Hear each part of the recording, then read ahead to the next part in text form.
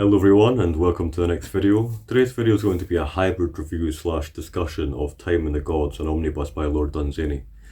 Now of course the channel has been quite Dunsany heavy recently.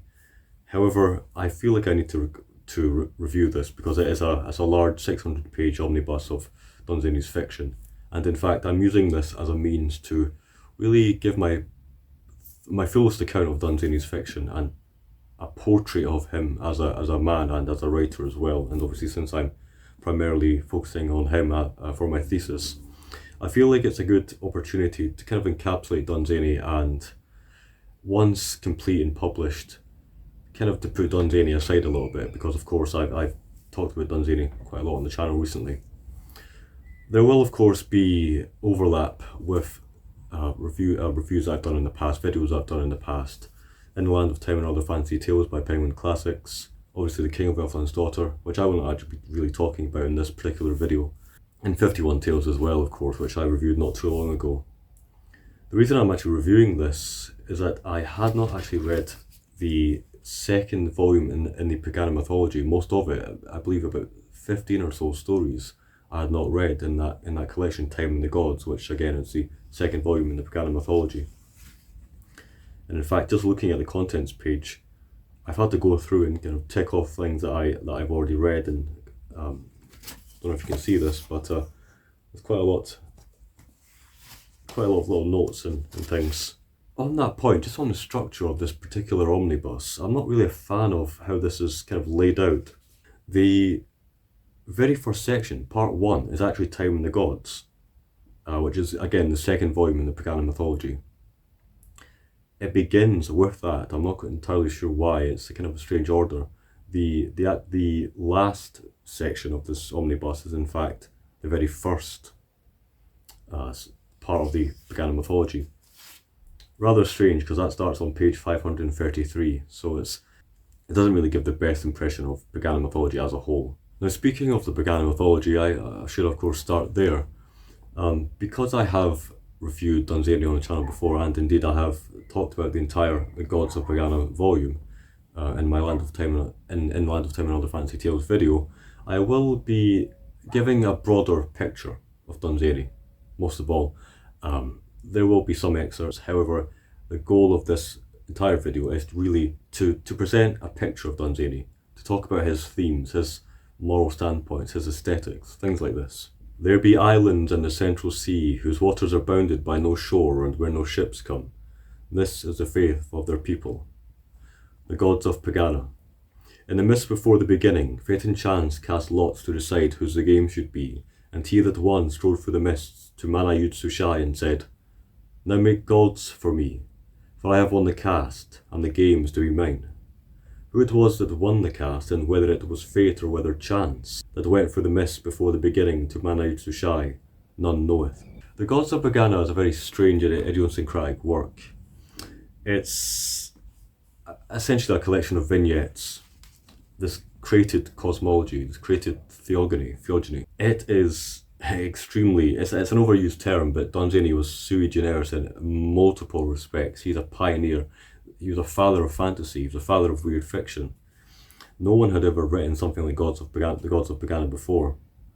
It's the Silmarillion. Again, I believe I said before, it's the proto-Silmarillion. It's like the Silmarillion, except more aloof, more distant, more the gods. This is a very meta work. It's very meta work. It's very Dunsany's entire point is kind of it's a meta-literary invitation to explore the very nature of fiction. And even from the very beginning of, this is 1905 we're talking about here, Dunsany is all about exploring the meaning of storytelling and exploring and questioning the gods, questioning meaning itself. However, if I were to give the Gods of Pegāna as a framework, and this kind of applies to the Time and the Gods as well, if we take, for example, on the one hand, Tolkien, and then on the other hand, Lovecraft, if we take Tolkien to be about the heroic, to focus on the heroic mode, values of community, truth, justice, lineage, things like this, kind of that more conservative viewpoint, although of course it's highly nuanced, very highly nuanced. I'm just trying to give a kind of a way to describe Dunsany in the end, ultimately. And then on the other hand, Lovecraft, we might think of him as being a little bit more horror, obviously more horror focused, more, he does tend to have more of a pessimistic and nihilistic viewpoint. He questions things, very much so, as well. Dunsany seems to be, for me, and which is why I'm interested in him, he seems to be very much focused in that middle point. He takes kind of a middle path. And that's what typifies the Gods of Pegāna for me, really. So we looked at the left and right hand side. If we look at the above and below, we seem to be dwelling in this, again, this created cosmology, this kind of seemingly nihilistic, meaningless cosmos, this kind of the cold void, coldness of the void. But actually, what draws me to the Gods of Pegāna and Dunsany specifically is that he seems to be always rooted in the earth. He focuses not just on the grand picture, the swaying of the world and cyclical time and things like this. He actually, for me, he has this kind of vital animistic quality to his writings. He focuses on beauty. And so, with that said, that kind of broad overview, just to bring it quickly back to the stories themselves. I have, of course, discussed this on the channel before, but the Gods of Pegāna, essentially, we're dealing with a created theogony. We have the god Mani-Utsушai, which was an inspiration for Lovecraft's Azathoth, who Mani-Utsушai dreams the universe. Scarol the drummer puts him to sleep, keeps him asleep, keeps him dreaming, essentially. We have Kib, the god of life, and Mun, the god of death. We have Slid, the god of the sea. Yoharnahef Lahai, the god of dreams and fancies. This is, again, it's not like the Silmarillion. It's not like this. It's not this concrete structure. It's not. It doesn't really have a teleological view. It doesn't really have this deeper meaning to it. It's more about trying to achieve this poetic quality, this mood of wonder, even in this cosmology. There's no real answers to be had. There's no real. It's very Nietzschean. It's very. One of the qualities that I want to discuss, or set of qualities in my thesis, is that Dunsany, especially in the Gods of Pegāna, he seems to have an awareness of kind of plurality and perspectivism and contingency. Nothing really has meaning. It's very modernistic in that sense, but he doesn't take it to the nihilistic perspective. Again, he's not Tolkien, but he's not Lovecraft, and I think that's why I value him. He's not anti-human. He doesn't really revel in the destruction of meaning. In fact, he looks toward beauty, and that really is the best way I can describe it. So I was actually going to discuss this later on, but actually it's quite fitting to bring this up in relation to Dunsany's original writings, his first writings, the Gods of Pegāna. I'm really, in my thesis currently, I'm really thinking of Dunsany as focusing on what is between and what is downward. So between, for me, Dunsany is all about, again, I've mentioned before, liminality. He's also about personifying nature. He looks outward. He has this kind of other side ontology, which is what I like to think of it as. He seems to have a keenness for the dynamics of enchantment, which I've discussed before. So there's kind of this relational quality to his writing a lot of the time. But that's a between aspect. The downward aspect is, again, this kind of animistic quality where, and the very fact that Dunsany, he looks to the earth. He is very much, he says in Patches of Sunlight, his autobiography, he says, I would not be writing these stories, I would not be writing this autobiography if I thought that I was a man of genius, if I thought that my creative powers came from anywhere outside the earth. So it's not transcendent. That's what I love about Dunsany. He understands the intrinsic value of nature. He looks toward the earth at the same time that he's a dreamer, and he's thinking of all these different gods and the swaying of the worlds, and again the passage of time and whatnot. He always comes back to the earth. We are the gods. We are the little games of Mani-Utsушai that he hath played and hath forgotten. Mana-Yud-Sushai hath made us, and we made the worlds and the suns. And we play with the worlds and the sun and life and death, until Mana arise to rebuke us, saying, What do ye, playing with worlds and suns? It is a very serious thing that there be worlds and suns, and yet most withering is the laughter of Mana-Yud-Sushai.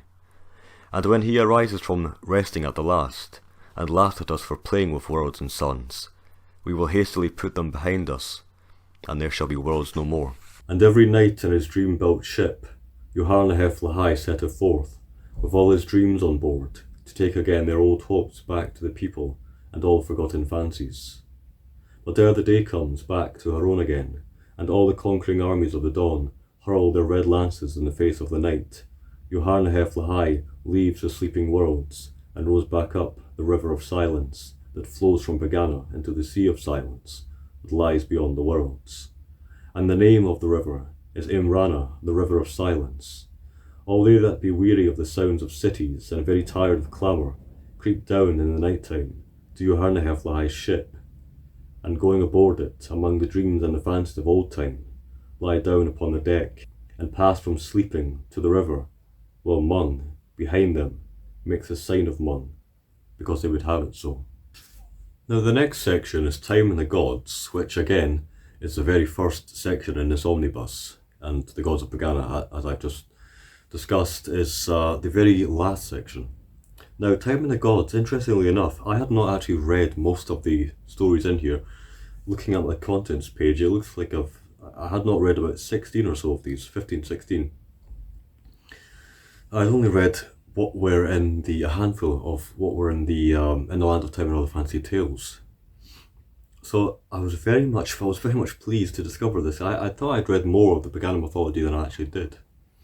Now, Time and the Gods is where Dunsany, he becomes less aloof in his mythology. He becomes heterodox to his own heterodoxy, as he says in Patches of Sunlight. In fact, in relation to Time and the Gods, he says that he became less interested in the gods of Mung, Kib, Slid, Mana-Yud-Sushai, Scarol the Drummer, Trogul, figures like these. Time and the Gods is really a disparate collection. If the Gods of Pegāna was disparate and just a series of vignettes, Time and the Gods is very, very much similar to that. However, what marks Time and the Gods out as being different is, in fact, this collection focuses on not on the gods per se, but on kings. I like to think of these as Ozymandias stories. Almost all the stories in this collection are very much based on the searchings and questings of kings. These rulers, they're all meditations on beauty, on death, on the passing of time. I like to think of it as it's the philosophy of the Gods of Pegāna, this somewhat Nietzschean, the gods are dead, people have to make their own meaning, we'll potentially live in a nihilistic, meaningless universe, things like this, searching after beauty and questioning death and trying to escape the passage of time. All these kind of things are taken from the cosmic perspective and put into the breasts of these kings, these ancient kings, and that's what I find fascinating about this particular collection. Dunsany is a writer who focuses on a few themes. Anna Vananskaya, in her book Fantasy of Time and Death, talks about this a lot. She says that essentially Dunsany's stories are just, they're like songs essentially. They are repetitions of varieties of a few themes. Dunsany always writes the same story, but in unique ways essentially, and that's really what Time and the Gods feels like essentially. They're all very similar, but they have this uniqueness to them. For me, Dunsany has this jeweled prose that keeps him, especially in his earlier writings, that keeps him from being stale. They're all little dreams, they're all little fancies, they're all paintings. That's Dunsany. I've heard multiple times that Dunsany, they're like little gems that you pick up. Dunsany writes maybe 2 or 3 page stories, so many stories. In fact, he wrote hundreds of stories. He wrote plays, he wrote novellas, he wrote novels. his main fictive form medium is the short story or the prose poem. They're just little gems, and that's what I find interesting. Even in Time of the Gods, even in these longer stories, where the Gods of Pegāna was vignettes of these gods, of these sayings of the prophets and whatnot. Time in the Gods, they feel like more concrete adventures of these kings. However, they are still very much short, poetic explorations of these philosophical themes. One of the best stories in this collection, which I think really encapsulates what Time in the Gods feels like and what it really stands for, is the Cave of Kai. I'll just read the very introduction first of all. The pomp of crowning was ended. The rejoicings had died away, and Canazar, the new king, sat in the seat of the kings of Averon to do his work upon the destinies of men. His uncle, Canazar the Lone, had died, and he had come from a far castle to the south with a great procession to Ilaun, the citadel of Averon, and there they had crowned him king of Averon, and of the mountains, and lord, if there be aught beyond those mountains, of all such lands as are. But now the pomp of the crowning was gone away, and Canazar sat afar off from his home, a very mighty king. Then the king grew weary of the destinies of Averon, and weary of the making of commands. So Canazar sent heralds through all cities, saying, Hear the will of the king, hear the will of the king of Averon, and of the mountains, and lord, if there be aught beyond those mountains, of all such lands as are. Let there come together to Ilaun all such as have an art in secret matters, hear. And there gathered together to Ilaun the wise men of all the degrees of magic, even to the seventh, who had made spells before Canazar the Lone. And they came before the new king in his palace, placing their hands upon his feet. Then said the king to the magicians, I have a need. And they answered, The earth touches the feet of the king in token of submission. But the king answered, My need is not of the earth, but I would find certain of the hours that have been, and sundry days that were.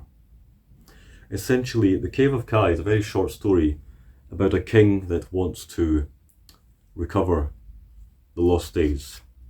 Nostalgia pervades this story. He travels far to a cave guarded by this figure, Kai. We're never quite sure what Kai in fact is. He seems to be a wise man, but he's also described somewhat in beastly terms. We're not quite sure. He's quite an enigmatic figure. And the king comes to Kai and he has this whole train behind him of camels and elephants, and he has all these, I believe, the set of treasure that he wants to give Kai in order to regain his hours. He has heard that Kai is capable of restoring the past. Then said the king, Yonder behold my gifts. Give back to me my yesterday with its waving banners, my yesterday with its music and blue sky, and all its cheering crowds that made me king, the yesterday that sailed with gleaming wings over my Averon. And Kai answered, pointing to his cave, Thither, dishonoured and forgot, thy yesterday slunk away, and who amid the dusty heap of the forgotten days shall grovel to find thy yesterday? Then answered the king of Averon, and of the mountains, and lord, if there be aught beyond them of all such lands as are.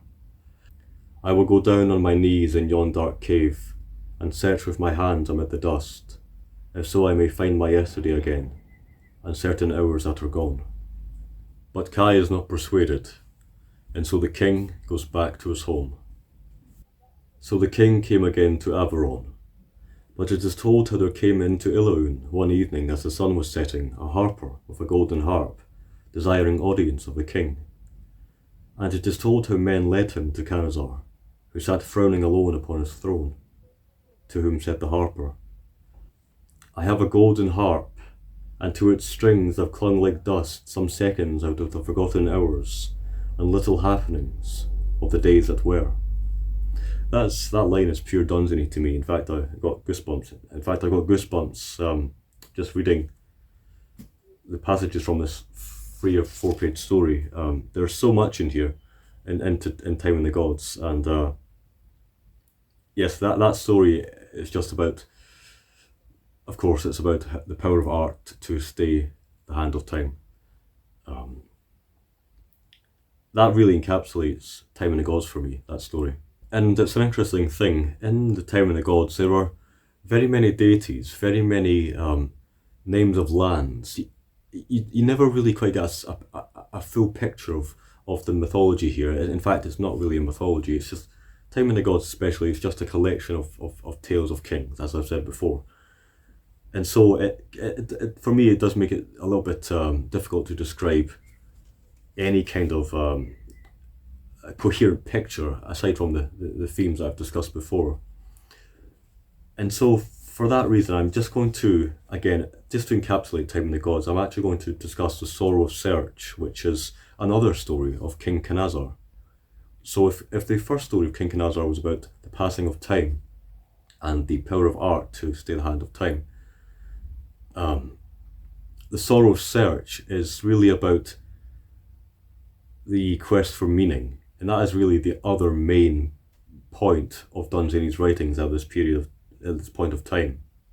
It is also told of King Canazar how he bowed very low unto the gods of old. None bowed so low unto the gods of old as did King Canazar. One day the king, returning from the worship of the gods of old, and from bowing before them in the temple of the gods, commanded the prophets to appear before him, saying, I would know somewhat concerning the gods. Then came the prophets before King Canazar, burdened with many books, to whom the king said, It is not in books. Thereat the prophets departed, bearing away with them 1,000 methods, well devised in books whereby men may gain wisdom of the gods. One alone remained, a master prophet, who had forgotten books, to whom the king said, The gods of old are mighty. And answered the master prophet, Very mighty are the gods of old. Then said the king, There are no gods but the gods of old. And answered the prophet, There are none other. And they two being alone within the palace, the king said, Tell me aught concerning gods, or men, if aught of truth be known. Then said the master prophet, Far and white and straight lieth the road to knowing, and down it, in the heat and dust, go all wise people of the earth. But in the fields before they come to it, the very wise lie down, or pluck the flowers. By the side of the road to knowing, O king, it is hard and hot, stand many temples, and in the doorway of every temple stand many priests, and they cry to the travellers, as weary of the road, crying to them, This is the end. This story, The Sorrow of Search, as the name implies, as the title implies, is about the search for meaning, the search for the one true religion, the search for the one true way to knowing. I find it's a very powerful symbol, the straight white road to knowing that all men go down, and then on the sides, on the wings as it were, all these different priests and prophets trying to entice you. In fact, it's very much, Dunsany figures it in a language of merchants selling their wares, but trying to entice them in. A very poignant image. And so this particular story is a collection of tales that describe the ultimate futility of searching for meaning and searching for a higher truth, especially in relation to dogmatic religion. And one of the best excerpts in this entire in Time of the Gods is this section here. We are told that a particular man has actually come to the end. He's travelled, he's passed all of the prophets and the soothsayers and whatnot, and this is what he finds.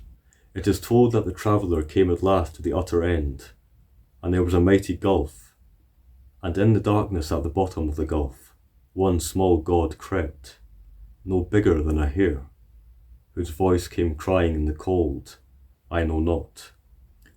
That really encapsulates for me, that really is the essence of the Pegāna mythology.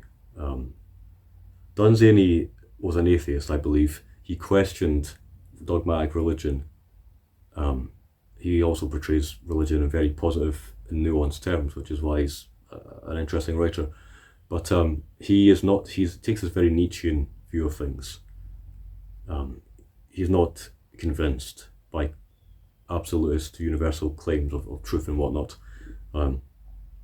But what I find fascinating is that in this sentence here, at the bottom of the gulf, one small god crept, no bigger than a hair. That brings us on to Dunsany's later writings, where in fact he becomes even more invested in the earth. He's no longer interested in grand cosmologies or archaic kings questing for beauty and whatnot. This is where he becomes a writer of fantasy and reality. And in fact, that image of the hare is what I'm going to be opening my thesis with. Dunsany, although I'm going to be dealing at the very beginning with the Gods of Pegāna and how that deals with, again, the cosmos. What Dunsany seems to be saying here is that, and what Dunsany seems to always be saying throughout all of his writings, is that we should look toward the earth, we should look toward nature, we should look toward the present moment. So far we've discussed the Pegāna mythology consisting of the Gods of Pegāna and Time and the Gods, 1905 and 1906. From this point onward, Dunsany really becomes a writer of fantasy and reality. Fantasy intrudes into the mundane setting. Dunsany is a very variable writer. He writes, a lot of his stories are very, very short, sometimes 2 pages long. He's a writer that experiments constantly. He never sets on one particular thing. And again, as I discussed before, he writes on a few themes. Again, just to summarise, he's fascinated by the passing of time, the search for beauty, the search for meaning, specifically religious meaning as well. He'll write about the destruction of cities, the rise of mechanization, all very much kind of universal themes. He's a romantic writer essentially, but he leans toward modernistic tendencies as well, of course, not only in his outlook, but also in his narrative style and structure. But all that is to say, Dunsany, you cannot pin Dunsany down at all. This collection feels like it could have been written by several different authors. That's actually probably a really good way to describe it, in fact. Dunsany, for me, again, all of these stories are like little songs, little jewels, little fragments. They are very fragmentary, definitely. And so for that reason, I can't really say that any of these collections going forward have a distinct image or feel to them. The Sword of Welleran, for example, which is the very next section in this Omnibus Part 2, it doesn't really feel like it had a distinct image. Same for A Dreamer's Tales as well. I think part of the reason for that is that I had read a lot of these stories already in the Land of Time and Other Fantasy Tales by Penguin Classics, edited by S.D. Joshi. So quite a lot of them, in fact, I had not read. I'm looking at A Dreamer's Tales, for example. It looks like I had not read about 7 or 8 of them. So despite that, however, they are very much kind of loose, disparate tales. They're all different. They all have something unique to give, but it makes it a little bit difficult to point toward a particular collection and say, "Oh, I enjoyed that. You should read that." It's very variable, very variable indeed. But just coming back to the Sword of Welleran, which is the very next section, Part 2, after Time and the Gods, which again is Part 1 in this collection. We'll have, for example, the Sword of Welleran, one of Dunsany's best stories, a romantic adventure story about the defence of a city. But then we'll also have In the Twilight, set in the real world in England. I have to say, a spoiler here, but it's about a man who almost dies, who almost drowned in a boating accident, and his life flashes before his eyes, very poetic. We'll have the Kith of the Elf Folk, that's very much a kind of proto King of Elfland's Daughter story in which a spirit of nature is enticed into civilization. The Fall of Babelkund then that story feels like it could have been written for Time in the Gods. A very dark and poetic story about a king, kind of a Nebuchadnezzar affair there. Suffice it to say, a lot of these stories are very much variable, and they all have. That's what's interesting about Dunsany. You're never really bored, although he does dwell on the same themes. A lot of these stories are in fact unique and different. Just to encapsulate that point, just to bring that point home, in the Sword of Welleran we'll have the Fortress Unvanquishable, save for Saknoth, which is one of Dunsany's most famous stories. Fantastic story. Very, very fantastic in fact, quite literally. It's about a hero who leaves his village to face a magician in a fortress. Very, very evocative. It actually feels like a Clark Ashton Smith story in fact. It's the imagery is surreal. It's very, very, very jeweled prose, very jeweled story. And still the dreams came flitting through the forest, and led men's souls into the plains of hell. Then the magician knew that the dreams were from Gaznak. Therefore he gathered the people of the village, and told them that he had uttered his mightiest spell, a spell having power over all that were human, or of the tribes of the beasts, and that since it had not availed, the dreams must come from Gaznak, the greatest magician among the spaces of the stars. And he read to the people out of the Book of Magicians, which tells the coming of the comet and foretells his coming again. And he told them how Gaznak rides upon the comet, and how he visits Earth once in every 230 years, and makes for himself a vast, invincible fortress, and sends out dreams to feed on the minds of men, and may never be vanquished but by the sword of Saknoth. And a cold fear fell in the hearts of the villagers when they found that their magician had failed them. Then spake Leothric, son of the Lord Lorendiak, and 20 years old was he. Good master, what of the sword Saknoth? And the village magician answered, Fair lord, no such sword as yet is wrought, for it lies as yet in the hide of Faragavarog, protecting his spine. Then said Leothric, Who is Faragavarog, and where may he be encountered? And so we can compare that high fantasy story with something like The Lord of Cities, one of my favourite stories. The Lord of Cities is set in the real world. Mentions of London and Lincoln, Scotland, Wales, Railsford, Somerset, the Downs of Wiltshire. So this particular story concerns a man who takes a journey, and once he comes back from that journey, he dreams, and the elements of the landscape inform that dream. Essentially, what the story is about is fascinating. It's a debate between a river and a road, and what they bring to the world, or what they bring to humanity, or what perhaps they don't bring. And this debate plays out within the dream. And at the very end, and this is a spoiler for the story, but it's not a character-based story really. At the very end, a creature comes along to put a halt to the debate between the river and the road. Peace, peace, it said. You disturb the queenly knight, who having come into this valley is a guest in my dark halls. Let us have an end to this discussion. It was the spider who spoke. The work of the world is the making of cities and palaces, but it is not for man. What is man? He only prepares my cities for me and mellows them. All his works are ugly. His richest tapestries are coarse and clumsy. He is a noisy idler. He only protects me from mine enemy, the wind. And the beautiful work in my cities, the carving outlines and the delicate weavings, is all mine. 10 years to 100 it takes to build a city. For 500 or 600 more it mellows, and is prepared for me. Then I inhabit it, and hide away all that is ugly, and draw beautiful lines about it to and fro. There is nothing so beautiful as cities and palaces. They are the loveliest places in the world, because they are the stillest, and so most like the stars. They are noisy at first, for a little, before I come to them. They have ugly corners not yet rounded off, and coarse tapestries, and then they become ready for me in my exquisite work, and are quite silent and beautiful. And there I entertain the regal knights when they come there jewelled with stars, and all their train of silence, and regale them with costly dust.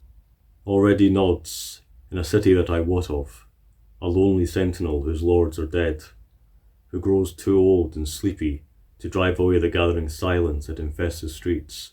Tomorrow I go to see if he be still at his post. For me Babylon was built, and rocky Tyre, and still men build my cities.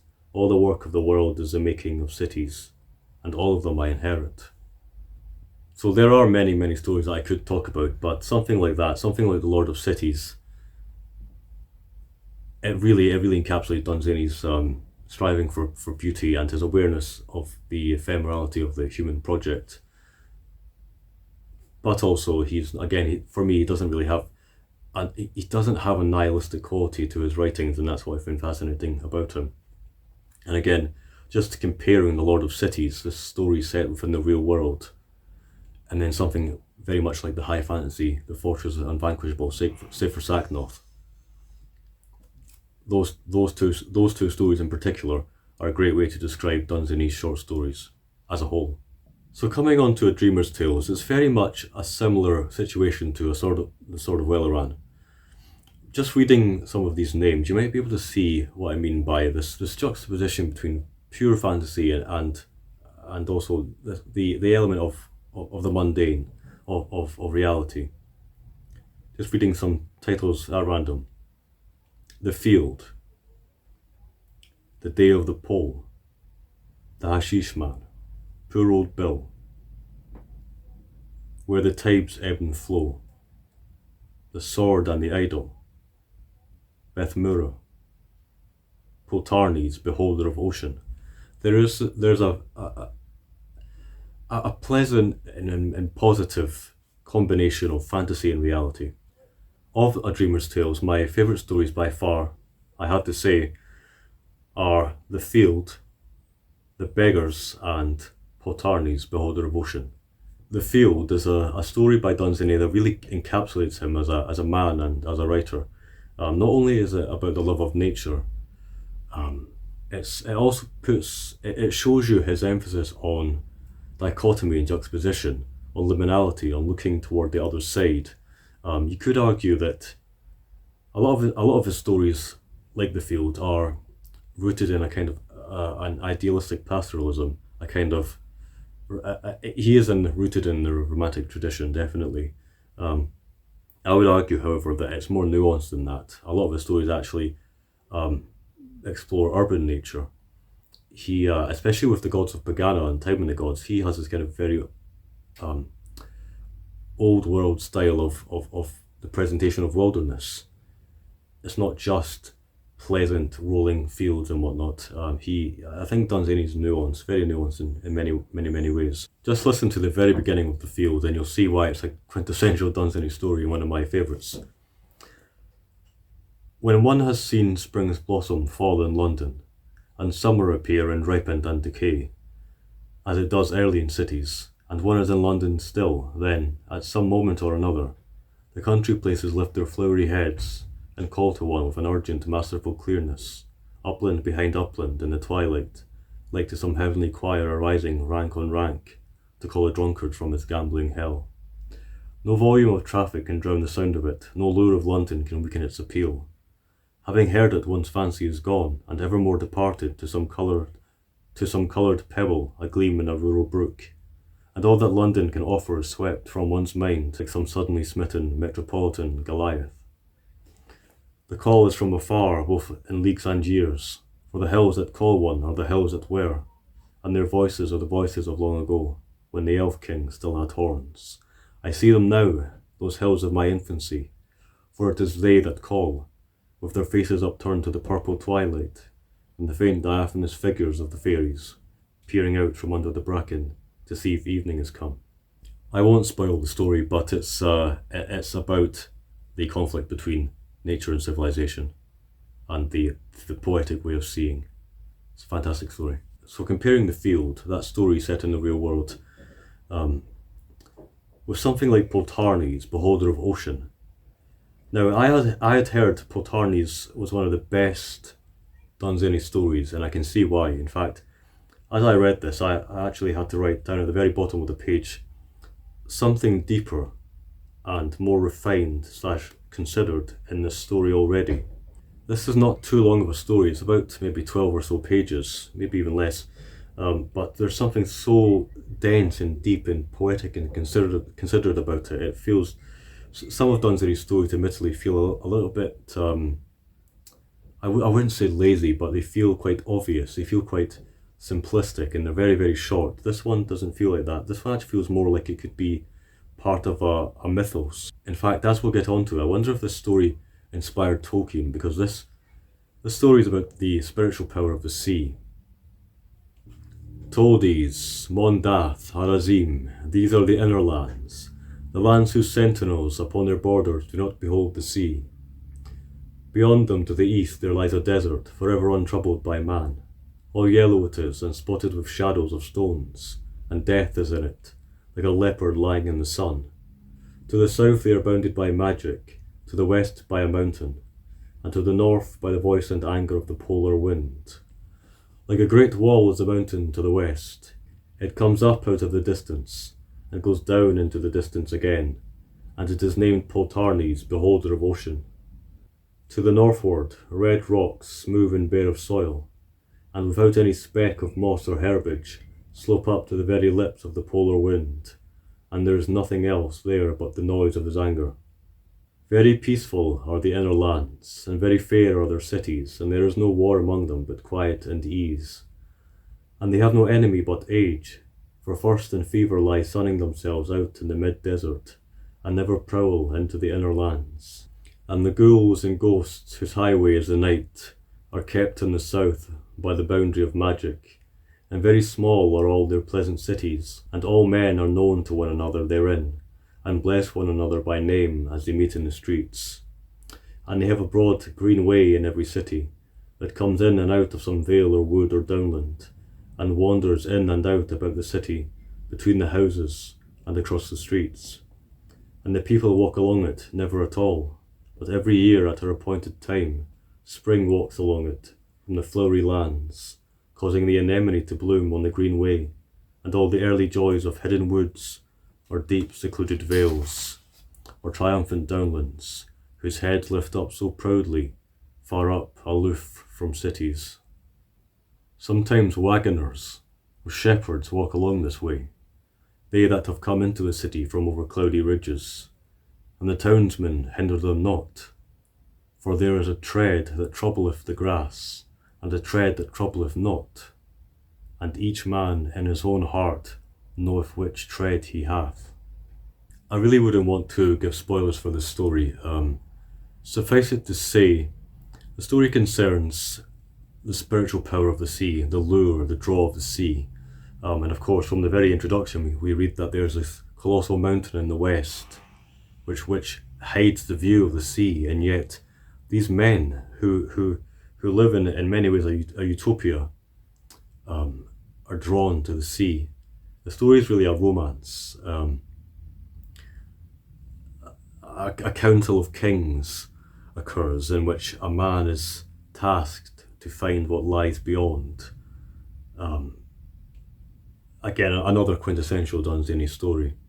Fantastic, fantastic story. And so, doing this review, perhaps one of the most difficult reviews I've ever done in terms of the complexity of the structure and just the sheer variety of stories in this collection, I find that there are many, many stories that I could discuss. I hope that in what I've discussed so far and in the stories that I've selected, it gives you a picture of Dunsany as a whole. There are just so many settings and names and characters and plots in this very varied book that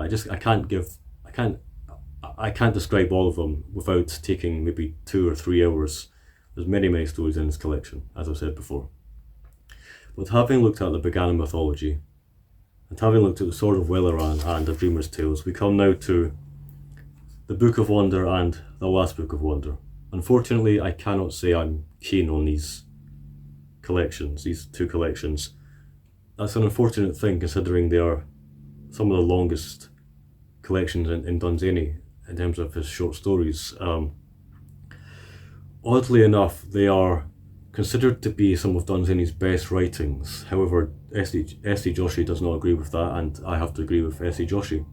There are some things that I completely disagree with him about in terms of Dunsany.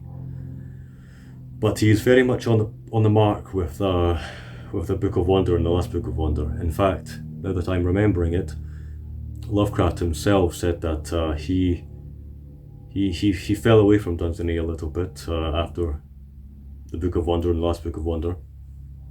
Lovecraft loved Dunsany. He was a Dunsanian disciple. Lovecraft's early stories were Dunsany pieces. He refers to them as Dunsany pieces. So that tells you a lot. For someone who can be a disciple of Dunsany, and then to almost disown him from for having written these two books, it tells you a lot. I can say that a lot of these stories are written in a very ironic mode, a very unserious mode, unserious manner.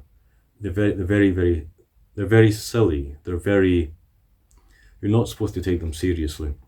And for me, I just don't enjoy books like this. I don't. I prefer my stories to be in earnest. They have to be rooted in a deeper meaning. They have to be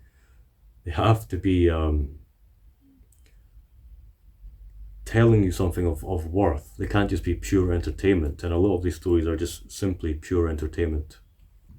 You'll be able to see exactly what I mean if I just read some of these titles. From the Book of Wonder. Distressing Tale of Hagilbrand the Jeweller. Probable Adventure of the Three Literary Men. The Injudicious Prayers of Bombo the Idolater. Miss Cubbage and the Dragon of Romance. Shubu and Sheemish. From the Last Book of Wonder. Why the Milkman Shudders When He Perceives the Dawn. The Bad Old Woman in Black. How Plash Goo Came to the Land of None's Desire. Three Infernal Jokes. Dunsany, unfortunately, is a writer who I very much respect and admire, and in fact he's my favourite writer, taken as a whole.